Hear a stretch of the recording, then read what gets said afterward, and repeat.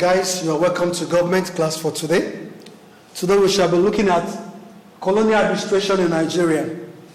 But before we go into the details for today, I want us to quickly look at the objective that we are set to achieve in this lesson. Number one objective is that every participant should be able to explain the meaning of colonialism. Number two, we should be able to mention and explain reasons for colonial administration. Three, we should be able to give brief description of colonial administration in Nigeria. And lastly, we should be able to discuss the pattern and composition of colonial administration in Nigeria. Now to the main lesson. What is colonialism? Now, we can say colonialism is foreign imposition of foreign governments or foreign domination. But let's look at what we have on the board.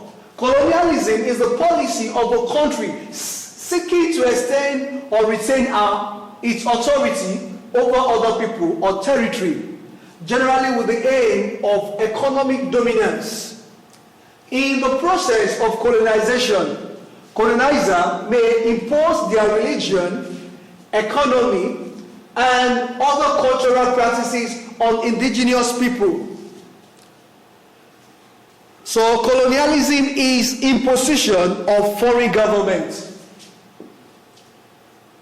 Now, and colonialism could come through negotiation, treaty, and it could come through conquest. We can see from here that colonialism came through conquest.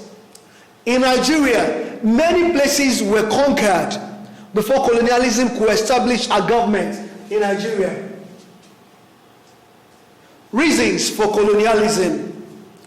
We must understand that before colonialism, there was what we refer to as slave trade. Now, what brought the end to slave trade was Industrial Revolution.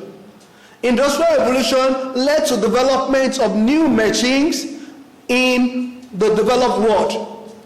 Now, the Industrial Revolution made the developed countries to search for raw materials. So, Industrial Revolution led to the search of raw materials for the growing industries in Europe, especially in the United Kingdom.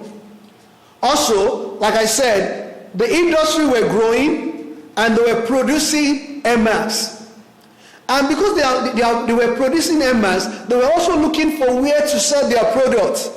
That leads us to point number two, expansion of markets for their new products. They were looking for where to sell their new products. And as a matter of fact, Africa became the place that was readily available for their new product to be sold. Also, colonialism came as a result of availability of cheap labor. So labor were readily available in Africa, especially in Nigeria. Lastly, colonialism came to bring about civilization light. There are still other more points we shall be discussing. All right, let's look at colonialism in Nigeria. In 1851, Lagos was conquered by Sir John B. Crofts. Lagos was conquered by him, but in 1861, Lagos was annexed as Crown Colony of Britain. Lagos was annexed as Crown Colony of Britain. Like I said the other time, now colonialism in Nigeria came as a result of conquest.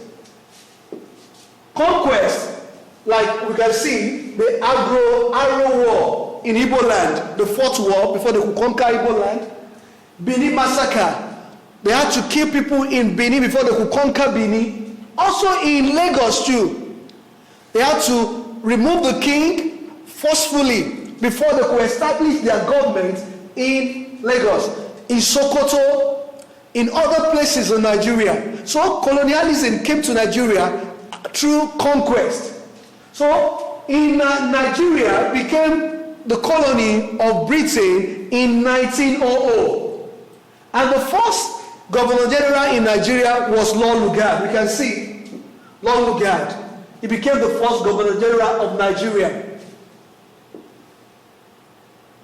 Now, the pattern and the composition of administrative system of the colonial masters in Nigeria. Now, they adopted what we call indirect rule. They adopted indirect rule. And apart from the fact that they adopted indirect rule, they had some people in control in Nigeria. They had Secretary of State. The Secretary of State could be said to be the foreign minister in charge of the colonies. So Nigeria had our own Secretary of State who was reporting back to the monarch in England. And we also had the Governor General. The Governor General is subject to the Secretary of State. He gives reports back to the Secretary of State.